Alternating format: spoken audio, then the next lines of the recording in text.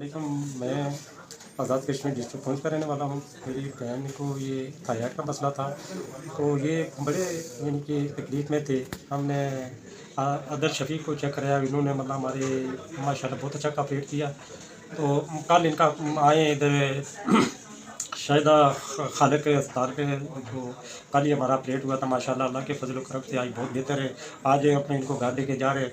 तो आदिल शफ़ी जो है बहुत अच्छे नाइस इंसान है। मैं अपने जितने भी दोस्त अपना ज़िलोकार है उनको भी मतलब ये कहता हूँ कि इनके आदिल शफ़ी बहुत अच्छे नाइस इंसान है और हमदर्द इंसान है। तो अल्लाह ताला इनको अजर अज़ीम दे। तो माशाल्लाह अल्लाह इनको तरक्की दे। तो बहुत अच्छे हम यानी कि ठीक होके तो मैं अपनी बहन को घर लेके जा रहा हूँ।